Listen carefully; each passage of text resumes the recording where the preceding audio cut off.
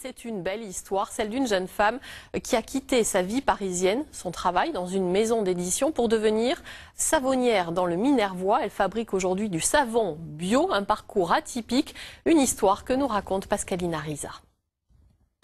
Ces beaux pains de savon parfumés à base d'huiles essentielles sont ses nouveaux bébés.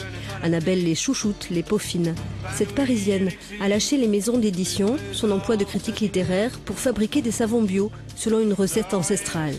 Cette idée lui est venue après l'allergie de sa fille provoquée par un savon chimique du commerce.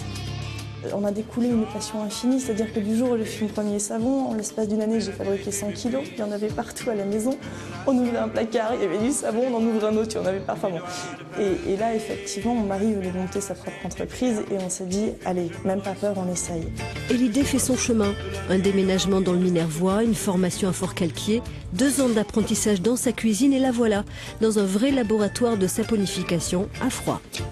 Avec la redécouverte des joies de la chimie, les bases, un petit peu de physique aussi, un accompagnement solide et l'envie de tout reprendre. Mais avant cette journée portes ouvertes qui ponctue son installation, il a fallu convaincre. Le fait d'être une femme fait que c'est véritablement pas évident. Il faut convaincre, et j'allais dire, il faut presque convaincre 2 fois plus fort. Aussi incroyable que ça paraisse. Son projet a séduit la pépinière d'entreprise Éole de Narbonne, qui accueille une trentaine de projets par an. Grâce à cette structure publique financée par le Grand Narbonne, la région, l'Europe, Annabelle a pu intégrer ses 100 mètres carrés d'atelier pour 450 € seulement, 50% moins cher que le prix du marché. C'était la notion d'artisanat haut de gamme qui nous a séduits. Puis au-delà de ça, on avait une créatrice qui maîtrisait un petit peu la technologie et même beaucoup les techniques de production. Mais sur la partie commercialisation, financement, elle avait besoin d'une aide.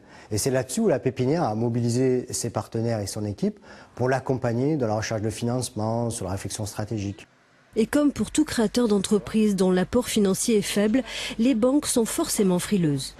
Effectivement, il y a eu quand même plusieurs refus de banques classiques, on va dire. Et il y a eu cette solution avec la Nef, qui a une démarche un petit peu sociétale, on va dire, un peu moins basée sur la rentabilité des projets, et qui effectivement a proposé de financer Madame Maton, et avec une condition qui était qu'elle intègre la pépinière d'entreprise. 38 000 € est le montant versé par la Banque Solidaire La Nef pour un investissement total de 70 000 €. Mais attention, le retour sur investissement est attendu. Le retour ne se fait pas sous la forme de loyer, on vient de voir, c'est des loyers minorés.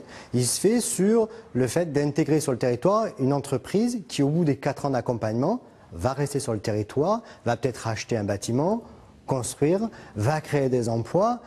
Et le retour va se faire comme ça. Désormais, Annabelle s'engage à fabriquer les 3 tonnes prévues la première année afin d'alimenter le marché de l'hôtellerie.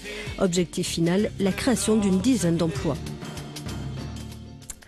Et c'est la fin de ce journal. Merci de votre fidélité. Notez